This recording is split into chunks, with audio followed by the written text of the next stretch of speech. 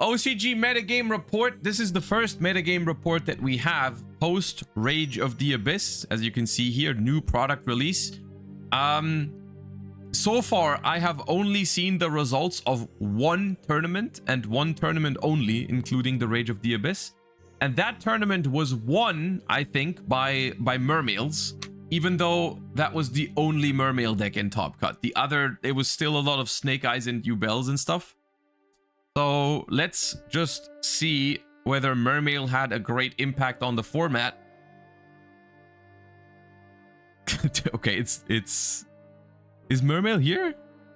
Voices, Unchained, Rescue, Fire King, Yubel, Lab, Centurion, no, Mermail is not here. Mermail is not here. Where is... Dude, Yubel? Why did Yubel fall off so hard? What happened to Yubel? Huh? Okay. Alright, so... Look. Snake Eyes... We're gonna get back to this when we talk about the TCG format. At this point, I have this... I almost have this boiling hatred towards the Snake Eyes archetype. Because it feels like Snake Eyes is just far too dominant. Like, Snake Eyes Diabellstar is like the new Branded, right? Where like they keep getting more and more support and like different archetypes that lean into the same lore, you know, and they keep giving it more and more and more support. Which was the same with like Branded, and Branded is a deck that still is playable. But the difference I feel like with... And they never really killed Branded on a ban list, right? Like they never hit Branded super harsh, especially not in the TCG. They hit Branded they hit Branded harder in the OCG than they did in the TCG. In the TCG, it's actually still an incredibly powerful deck that is only held back by the fact of how powerful like Snake Eyes are. But I feel like this is a somewhat problematic thing when your lore deck is incredibly dominant as well, and you keep giving it more support, and because you keep giving it more support, you refuse to hit it in a substantial way on the ban list, right? So we're gonna talk about that more when we actually discuss the TCG ban list today. 23 Snake Eyes, 18 Fiendsmith Azamina Snake Eyes, and 5 just Fiendsmith Snake Eyes. So the majority of these Snake Eye decks are using the Azamina or Azamina, I don't know how you pronounce it, Azamina cards. We got Tenpai Dragon here at an incredibly high usage rate still, even with one copy of the field spell. Memento is here and actually powerful, and not even all using the Fiendsmith cards, so that's worth pointing out. We got Centurion, Lab. Okay, let's look at some of these lists and some of these things that they have to say. Snake Eyes. Let me look at the list first. There's a lot of things to talk about here, I think. So this is the list, right? And so basically what's been happening in the OCG is something I've been critiquing over the last couple of OCG metagame reports that we've looked at, because step by step, the Snake Eye deck has just replaced the consistency hits with new cards, right? They put Snake Eye Ash to 1, they put Wanted to 1, they put Bonfire to 2 in an attempt to hit the Snake Eye deck without killing it. And this is a very... it's a very OCG thing, very OCG approach to just do consistency hits to the deck and not actually hit it in a meaningful way. And then just, they've released more cards that just fill those gaps really, really easily, right? Like the Fiendsmith cards and now the Azamina cards really easily fill the gap that losing Ash and losing Wanted have left in the deck, right? Like, you look at this deck and it still is an incredibly powerful deck with a lot of starters and a lot of room for hand traps. The concept of this deck and the viability of this deck basically hasn't changed, kind of defeating the whole purpose of a Forbidden Unlimited list in the OCG, if you ask me. I personally think this is not the right approach, but that is something we'll talk about later in the TCG ban list discussion rather than right now. So let's just rather than discussing what should happen with Snake Eyes, let's talk about how they are approaching the deck. The first thing that I see here is the main decking of Molcharmi Fuvaros. This is something that makes sense. This card is very, very powerful. And obviously this deck now has 6 copies of Max C going second effectively. Not just this deck, but any deck in the OCG. I am kind of curious if in the long run, if people keep main decking 3 Fuvaros and 3 Max C, and they don't ban Max C in the OCG, which would be kind of crazy, will people eventually move to less combo heavy decks, or will they just be like, hey, I have 3 Ash, 2 cross out, 3 Ash, 2 called by 1 cross out. I will simply negate your Maxi or Fuvaros and combo anyways, which is what this deck is trying to do. But we'll see. Which is the only world in which I would be okay with cards like Fuvaros if they actually stop people from playing crazy combo decks. At the moment, it doesn't look like it does that, so that's not great. Other than that, this is just your normal TCG Fiendsmith Snake Eye, but we're playing the new Fiendsmith card for better combo lines, because they obviously also don't have Necroquip Princess, and they also play the new Azamina cards to fill the hole of the Snake Eye Ash and Wanted limits, right? And it works as the following way. Let's just look at this. Rage of the Abyss has given Snake Eye decks a great boost with the addition of the new Azamina cards. The Azamina cards are a series of new fusion monsters related to the Sinful Spoils. As stated in the Yu-Gi-Oh! OCG database, only 1 Sinful Spoil card is required to be sent to the graveyard to fusion summon a level 6 Azamina fusion monster with Sacred Azamina. This makes Sinful Spoil's Deception a starter by itself, as it could be used to fetch for Sacred Azamina and then sent to the graveyard for Sacred Azamina effective fusion summon Murcielago. An opening with 1 Deception plus 1 monster cards as follow. Activate Deception.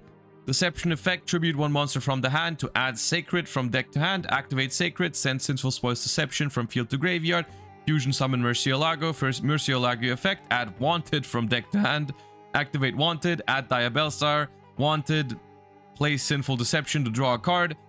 Special Diabellstar by sending a card. Set original Murcielago plus Diabellstar into Moon of the Closed Heaven. So basically this one card, this 1 Sinful Spoils Deception gets you to original plus Moon of the Closed Heaven. Which is insanity. Alright.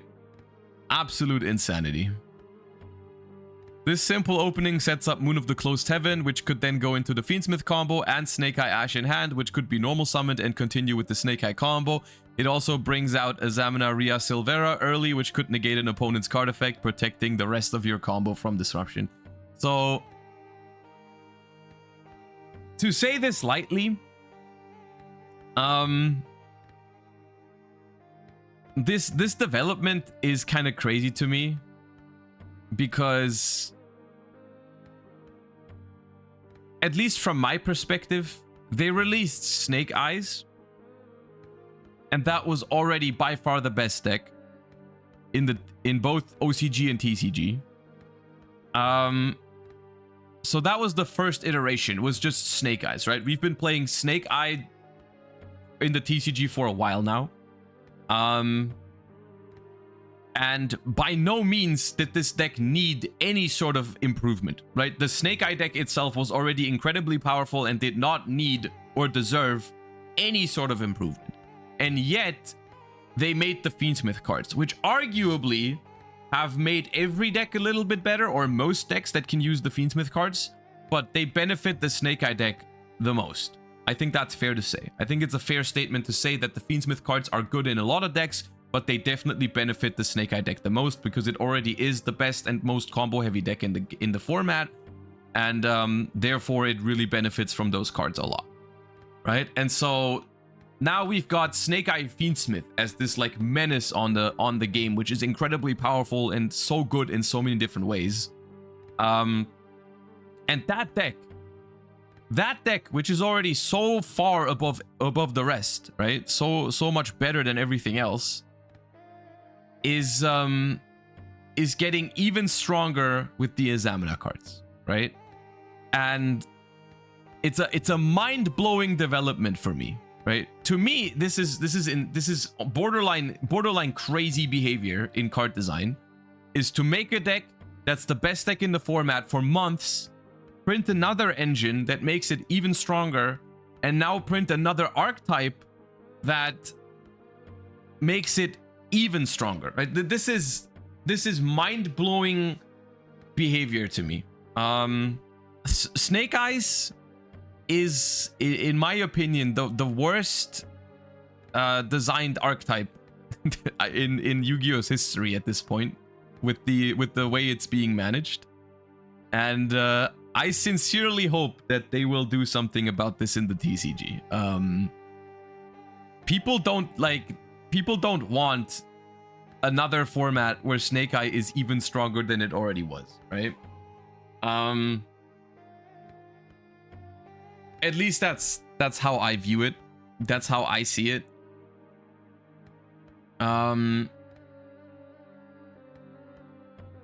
Because the way I'm seeing it, like what I don't understand, right, is what I don't understand is why does it all have to favor like the Snake Eye archetype, right? Like, why does it have to be so good in Snake Eyes specifically, right? Like, this entire Diabellstar lore has like so many other archetypes that are part of it, right? Like, there are other decks that are part of the Diabellstar lore that are just being left behind by so much. Like, why is this Azamina support? Why was this Azamina support chosen to be so good in Snake Eyes? Why not give them another Sinful Spoils cards that synergizes super well with, for example, White Forest, right? Because at the moment, White Forest is part of the Diabellstar lore, but White Forest doesn't even play Diabellstar because there's no Sinful Spoils that's good in White Forest, right? Like, why not make it good with White Forest? Why does it all have to be feeding the Snake Eyes, right? Like, why is Snake Eyes the one thing that gets all the love instead of White Forest? Or even, isn't Goblin Biker technically part of the Diabellstar lore? Right? Like, why not help those decks? Why make Azamina, which clearly has all the use cases in the world, to just be played in Snake Eyes? Right? So I don't know exactly why we're doing this, right? I think there is a world where you can do you can just give them alternative ways to play the Diabellstar cards, because that's one of the main... I wanted to talk about this, and we'll talk about this later when we do the TCG ban list talk, but one of the main arguments why people are saying they're not gonna hit Snake Eyes super hard on this next Forbidden and Limited list is because they want to sell the Diabellstar lore cards in the tins and stuff like that. Okay, then why not give us alternative ways to use Diabellstar?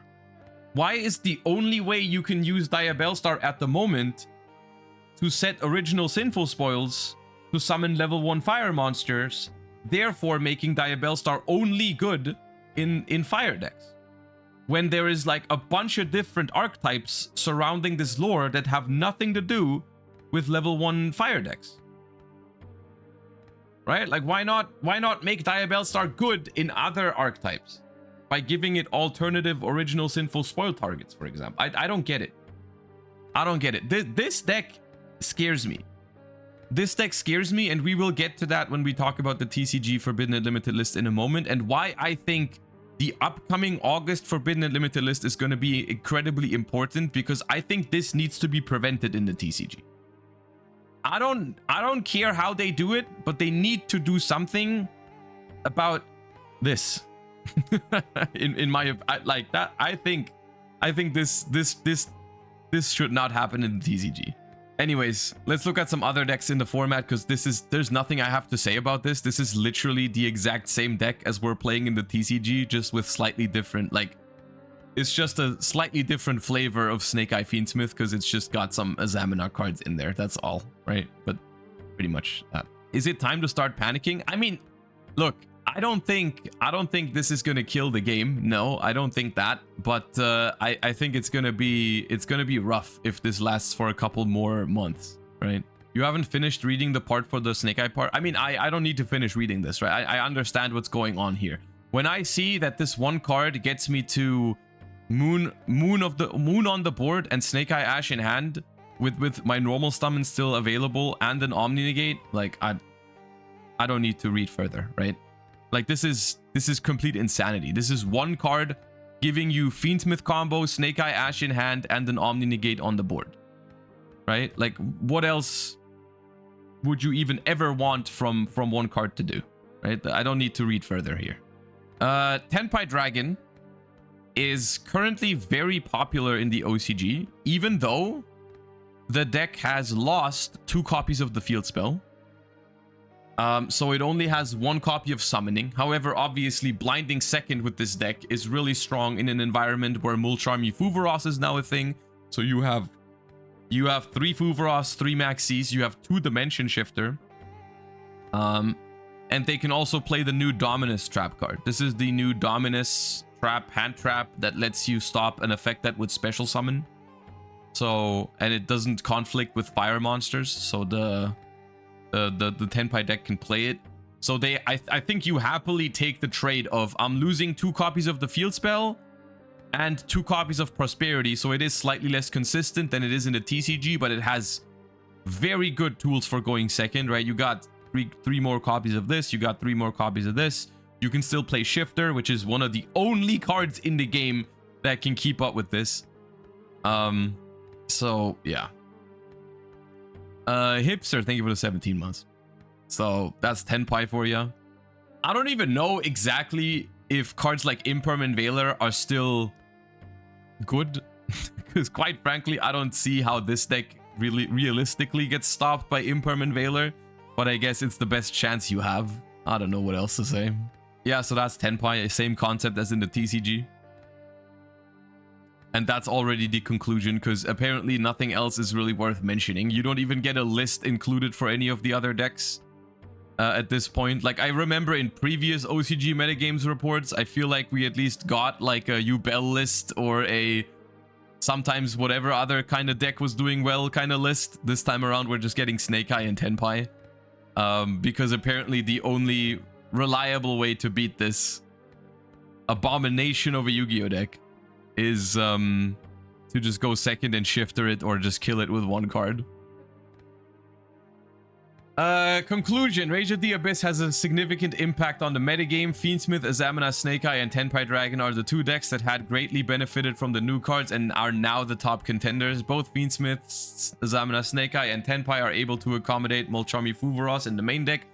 When going first, Snake Eye could use Mulcharmy Fuvaros as a tribute to activate Deception's effect, while Tenpai Dragon can use Hieratic Seals of the Heavenly Spheres trick mentioned above. I'm guessing if you get sent first, you make seals, and then on the opponent's turn, you tribute seals for cost, and then you can chain Fuvaros to that, because then you have no cards.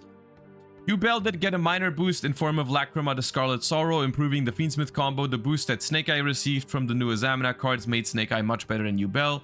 Being able to set up Phantom of Yubel before committing into your combo was the advantage that Yubel had, but now Snake Eyes has Azamina Ria Silvera, which provides a better coverage against not just the opponent's monster effects, but also spell trap effects. 3 Deceptions provides access to Snake Eye Ash, blah blah blah, also fixes consistency issues that Snake Eye had with 1 Ash and 1 Wanted, and Bonfire Semi-Limited. Several players that had switched from Fiendsmith Snake Eye to Fiendsmith Yubel to do the OCG July ban list at the start of the July format are now pivoting back to Fiendsmith Azamina Snake Eye. And that's it, right? Yeah. My take, and we're gonna talk about this in a ban list discussion in just a moment. Snake Eyes, I feel like, is something that has infested the Yu-Gi-Oh TCG. I find it, quite frankly, I find it sad, because I do think there is a lot of cool decks in Yu-Gi-Oh right now that are just being overshadowed by what Snake Eyes do. And I just feel like this is something that needs to be removed. They need to remove Snake Eyes. Like, I don't want another format of this, right? We've been saying that. We said that during Snake Eye format, like full power Snake Eye format, we said, okay, Snake Eyes, pretty powerful deck. They need to do something about it. Didn't really happen. Now they got Fiendsmith cards, even more powerful. We didn't want that. And now the Azamina cards are about to release in the TCG in a couple months as well. And this is precisely why I think the August Forbidden Unlimited list is very, very important. Okay. So that's the situation in the OCG. I will say, a word of positivity, or I am hopeful that the TCG handles this better than the OCG, because I think it's pretty clear that limiting Wanted and limiting Snake Eye Ash is not the correct move. I don't know. I feel like the argument of we need to sell the new set or we need to sell Diabellstar in the tins, I don't think that argument even counts. Because quite frankly, I think there are ways you can make people still want Diabellstar and Wanted as a card, even without Snake Eyes being a thing. Because, you know, there are other decks that can use Diabellstar with original Sinful Spoils, like Rescue Ace, Infernoid, Fire King, which are all far more healthy than Snake Eyes, right? Like, I think it's possible to hit Snake Eyes and still have people want Diabellstar. Because, like I said, Rescue Ace, Fire King, Infernoid, all those decks are like good Yu-Gi-Oh decks. They just don't matter at the moment because of how good Snake Eyes are. So I think if you hit Snake Eyes, then those decks will be playable again.